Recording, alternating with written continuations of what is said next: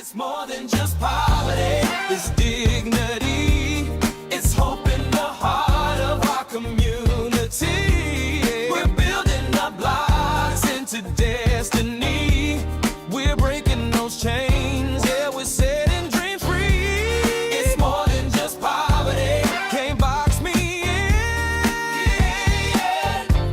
From the ground to the crown, yet he rise again. We're building our blocks into destiny, we're breaking those chains, yeah, we're setting dreams free.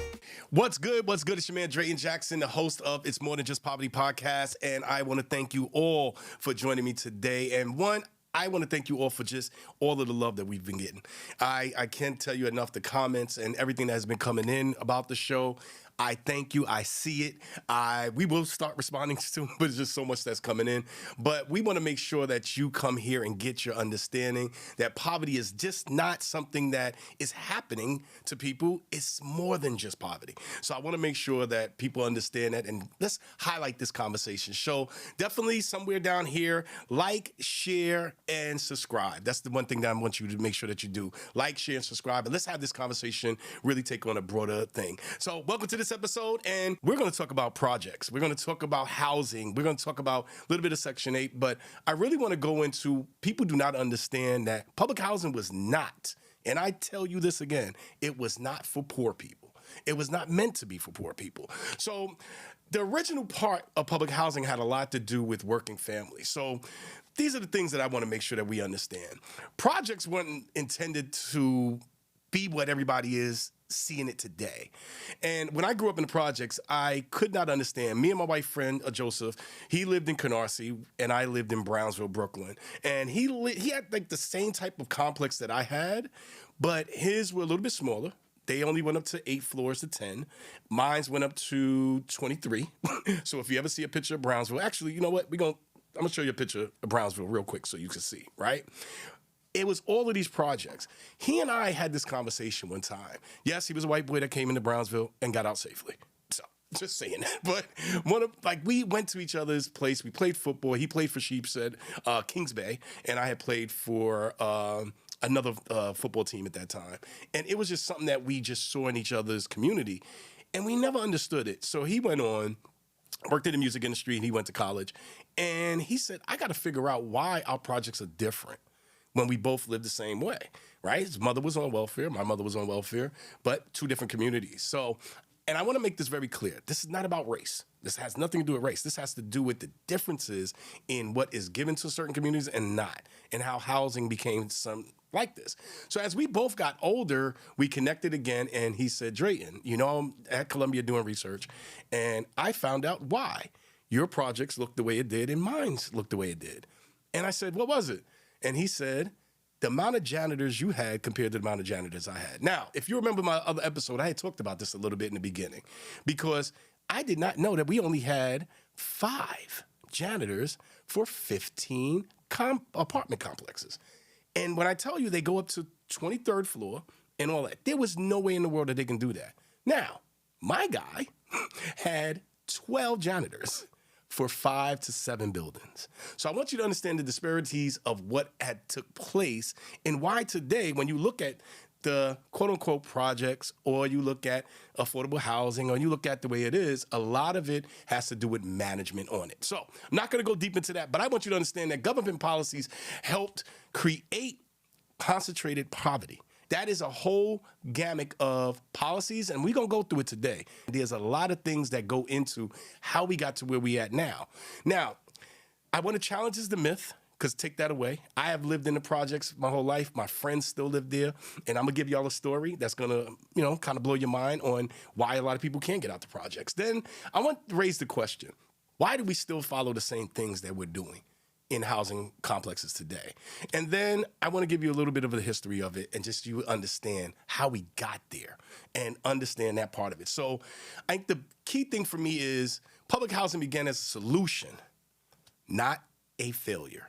And that is real when I say that it was a solution to a problem that we were suffering. And then we have to go. Let's do this. Before we start, I want to center everybody around get a little bit away from how you look at complexes today. What bugged me out was I went down south and I saw my cousin. They were living in a duplex, and the duplex was beautiful. To me, I was like, this is not what I live in. I live in a 15-story building, and I have a bunch of people around me. You guys live in a duplex, upstairs, downstairs. It was amazing to me. But that's the same thing with trailer parks, right? Trailer parks was the white version of projects. So when we talk about that, everything with housing, public housing, had to do with America had a housing crisis first. That was the main thing. We're talking about tenements and all of those. If y'all ever remember one of my favorite movies, The Godfather, that was how everything was. And I'm talking about The Godfather 2, I think, where they went back and they started to go how The Godfather was made. That's how everybody was living. Everybody was small, concentrated. There wasn't no real garbage things and everything. So you had tenements at that time. So tenements and slums was throughout the country, everywhere. So what you find was there was no real regulations on it. So there was no federal housing at this time. Working families was struggling. You had people that were really working, paying a little bit of money and not getting anything. Things were broken. Garbage was everywhere. So the government kind of stepped in, right? When the government stepped in, it was to relieve the stress during this depression. So the crisis became first. That was the main thing. How do we solve this problem? We have people that are working, but then at the same time, they're coming home to just garbage. The apartments wasn't even being taken care of. But so the government kind of responded, right? And when the government responded, their thing was, let's make this right. So housing became a public responsibility. And when we talk about a public responsibility, I always call out, and I don't care what anybody says, all of you that want to argue with me like, oh, government should not be taking care of people. They should, to a certain degree. And I agree with a lot of people say this should not be a lifelong thing. This should be something that you are, get the help if you need it. People go through things. They go through valleys.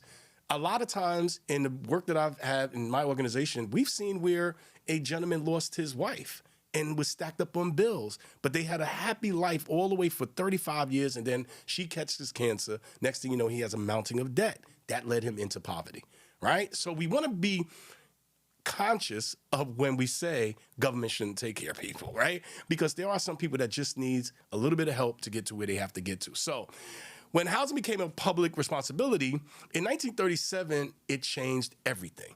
Housing policies created opportunity and exclusives. When government drew the map, certain things happened, and we're going to go through this. And like I said, this has nothing to do with race, but it has to do with policies and bias. So Home Ownership Loan Corporation, right? HOLOC, I think it was called, a HOLOC. HULOC? But anyway, you know what it is. I'll make sure that it's up there. That was created to give people that was working families loans. Now, I don't want to get controversial with race, but mortgage stabilization happened. And then one of the biggest things that people always talk about in our history is redlining. Now, let's just be real. We knew that working families was there, but what America did, and when they thought about working families, Black and brown people were not involved in this, and mostly African Americans that lived in this country at the time, right? So when redlining happened, the neighborhoods started getting graded. So when you have neighborhoods getting graded, now it became, I wouldn't live there. Now, just to give you just a little quick example, we're talking about 1937. This happened recently in the last 10 years when the United States government came after 3 lending organizations that were still practicing redlining in their lending practices, let's just say that, right? So they wasn't giving loans to anybody to move into good neighborhoods anymore. And what was happening is that it was an organization that came in, white and Black, came in, same credit score, same everything, and boom, did not get the loan for the Black guy, gave the loan to the white family, right? So redlining was very important in what you see today. And how wealth building was when you give people an opportunity to better themselves. Most people, and data shows this, most people succeed. But when you take away the opportunity for people to better themselves, then they're not going to better themselves. So I'll go back to trailer parks, right? Down in the Midwest, we ain't talking about down south, but in the Midwest, the same things were given to trailer park people. And they were exclusive, right? Let's keep them there. But they still had better opportunities. And we're going to have a segment on that. I have a whole crew of people that I know in trailer parks that live there today, a couple of my friends that I know, and their families still live there today. It's a great story to understand because nobody's really touched on it. But with that being said, all of a sudden, government was mapping this. So understand, the HELOC situation was really about giving loans to a certain amount of working people. But then when you add redlining to it, government was involved in it. So redlining shaped housing's outcome, period. What it did was take people and say, hey, you can go over here, you can't go over here. And now you separated us. So now if you really think about it, right? Because I hear today people always say, oh, well, you guys are doing separation. You guys do. The government's been practicing separation. It always backs separation in this country, right? But we don't want to admit that. But when it comes to certain amount of people being in a certain area, what winds up happening is, yeah, that's not separating. We just don't want to live by you. Good, everybody has a right to it. But poverty was structured before it was concentrated. So what I want you to understand, we structured poverty this way. So when you said that this neighborhood wasn't good, that means that resources wasn't given that way. That means that there were certain things that did not happen. So let's go back to my friend. We didn't realize that because he lived in Sheepshead Bay, the economics there were better. The politics of supporting politicians in advocacy work was better in his community than it was in mine, right? So in my community, we did not bring in that value of economics. So, of course, we didn't get the best that we were supposed to get. Hence, violence, hence, not having great things, hence, not having opportunity, right? So I always want everybody to understand this. Before poverty was concentrated, it was mapped. So when we talk about what it is now, back then it got mapped that way. And what you see now is America's mapping of poverty and leaving people in certain areas that they do not get the financial support that they need.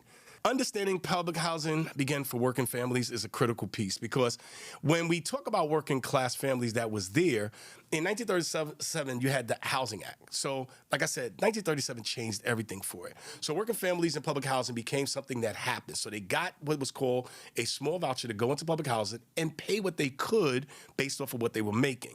And what this did was stabilize. It was a stabilization model, but it also gave dignity to the working poor. Just say it, right?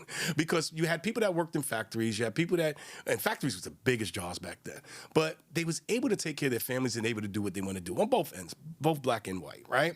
One of the things that come to my mind is, I always think about Detroit. And Detroit, I lived in Pittsburgh too. I always think about Pittsburgh with the steel mills and Detroit with the automobile plant. These were people that were working hard to make sure that they were better. So dignity was not warehousing in poverty. So we had people that was working, doing what they had to do. So when the Housing Act came along, it was about making sure that we gave our people that wanted to do better, that wanted to go and live a decent life, an opportunity to do that without struggling, but then also put policies in place that held landlords accountable for how a building or something was taken care of. So it was not originally poor people in housing at all, like people say, right? It was designed as opportunity. And when we talk about opportunity, we're talking about being able to just pay your rent. Understand what I'm saying? The opportunity to pay your rent. If you look at today, what is the biggest argument? People cannot afford it. And that's not dignity, right? That's just making sure that people struggle enough to get away. So the difference then today, imagine this. Imagine that you had somebody that was working a good job, making at least six figures, right? We're talking six figures. We're not talking somebody in poverty. And they still cannot afford to have decent living. So in America, if we say that the majority of everybody's paycheck goes to their rent, and then the rest is there, then they're one car breakdown, they are one medical accident, they are one just overall accident away from not affording anything. So projects did not begin as a stereotype that you see it today. So when we talk about it, we got to talk about the policies. I always tell y'all, policies make everything for poverty, right? So public housing changed because policy changed. And when the policy changed, the redlining, we know, I just said it, redlining impacted so much. But what was the policies that was behind that? White flight, right? White people started leaving certain areas. They didn't want to be with blacks. We know segregation is what it was. But the black community was doing good for themselves. They started to do everything that they had to do. But diverse investments, right? Nothing was coming into the black community. But the black community started to take care of itself. But segregation played such a role. Now, I don't want to go back into Black Wall Street. I ain't going to go back into all of that. But it seems like every time that a community gets really, really good and builds itself up, everything gets changed over and it becomes good now all of a sudden. Resources leaves cities. So when you had a lot of these people that were doing great for themselves, you didn't have the resources. So as Black people started to do a lot of things, and if you really want to hear something, go look up the history of the Black Panthers and why the Black Panthers were really made. And I think it was a great story to understand how people started to take care of their own community that was not getting the resources that they need, and that was dealing with that. But then policy started to shape everything. So now you have policies that said that, no, you can't do a food program because it has to go through agriculture, right? So Department of Agriculture, certain things started to happen. You couldn't do certain funding, right, without the government being involved. So as the government says, we don't want to take care of things, and then when they got involved, they put policies in place that made it harder for those communities to take care of itself. And hence you have what you have now. None of the resources to do what needs to be done, none of the support that the community needs for the youth, definitely for the youth to have things to do, but definitely our working families. There wasn't things for our working families to sustain in what they had to do. So housing became a housing last resort, unlike how it was in the beginning. So now we have housing is just something that everybody has an opportunity to get, not a need to get. Now, we're not talking about homelessness. I do not want you to confuse this with homelessness. I want you to understand what I'm talking about. Working people. The data that I have and have looked up is almost 55% of the people in project housing have one or two or more jobs. That's data. That is New York City Housing Authority. That is the National HUD. They work. The majority of people work. They're not on subsidies, they're not on that, but they are on Section 8. And like I said, I'm gonna do a whole segment on Section 8 because I think you need to understand how Section 8 became about. But when we talk about poverty, wasn't just founded there, right? It wasn't. Poverty is not something that the projects just, let's put everybody in there and then all of a sudden it's poverty. It was organized there. And when we talk about it being organized there, what are we talking about? So now here comes HUD. Government says, oh my God, this thing is blowing up. We have all these people that's working. Now understand what I'm telling you. We have all these people that's working and we're putting them in there. They're affording it. It's good. But what wound up happening is when you do the separation, white people were getting houses. Black people were living in these buildings. I'll just say it that way. Because back then it wasn't even nice. So in 1965, HUD was created, right? And what was interesting, and I did not know this, just to let you know, honestly, did not know this. The first person to ever run HUD was a Black man. Huh. Go shock. I was shocked. I ain't gonna lie. I was shocked. I was like, what? Really? So Robert C. Weaver was a economist and he was a civil rights person and, excellent man. I had to go look him up and I was like, holy crap. How come I don't know about this guy, right? But he led in civil rights with Martin Luther King and everything. And Martin Luther King had gotten into housing as a real solution. And when we talked about why leaders mattered, we're talking about overall, right? So the people that you saw that he created, he knew. He understood representation mattered. So HUD was correctly policied around making sure that housing is justice, not just building. Understand? That's wordplay. I don't know if you got it. Housing is justice, not just building, right? So housing was never just shelter. It was a civil rights for everybody, not just one person, not just poor people. It's for everybody. So when we talk about how we have to make sure that people get what they need to get, it was always about making sure that Section 8 was about housing choice. So Section 8 is just a section in this whole housing policy thing that was there. So in 1974, this was created. Now you hear it's like the voucher model right now. You hear mobility and choice. That's what you hear today, right? But the difference from public housing was it gave working families opportunity to constantly work. So Section 8 became the projects. This is where things change. People's biases started to say those people were lazy. Those people didn't mean anything. So it was meant to expand options. Not just for poor people, for everybody. Now, this is what's going to shock you. And I'm going to give a story real quick because I really want you to understand. I have a good white friend that I went to college with, and amazing. Me and her became real close at John Jay College. kept in touch with her. Her father recently died 5 years ago. And she couldn't understand when her mother called and said, we have to get out of the house. She said, Drayton, I did not know all this time that I was on Section 8. I said, what do you mean? Now, mind you, she lived in North Carolina. She lived on about 1.5 acres of land. Her father lived there all his life. They lived there all their life. She grew up like this. Come to find out that her mother had to move because the father died, and the voucher that they had did not qualify for the 3-bedroom anymore. So now that her brother had got married, moved out, it was just her and the mother. Now that the father had died, the mother did not qualify for Section 8 anymore. So the voucher went down and she could not find. So she had to go down and move her mother. But she came back to me in tears and she said, I did not know that I was faking this whole time. And I said, what do you mean? She said, I grew up on Section 8. And here it was, my uncle and everybody was judging everybody. It's the reason why she left down south and came to New York. She did not have the biases that they did, but it woke her up, but it also woke me up. And it made me understand when people talk about people living in the projects or living on Section 8 or anything, the bias of that they're lazy, the bias of, you know what, you don't even want to work. What we don't realize is, and data showed this, and I think we talked about this before, the majority of white people that are on Section 8 throughout this country is stagnating. But it's also the lie that America tells itself. Like I told you, this is not about race. This is the facts of it. When we talk about working America, it's more than just the middle class, because we shift that term this decade and we started talking about the working poor. So when we talk about the working poor, what does that mean? The working poor really means people that cannot afford to have shelter over their head, which is, remember, a civil right to just have shelter.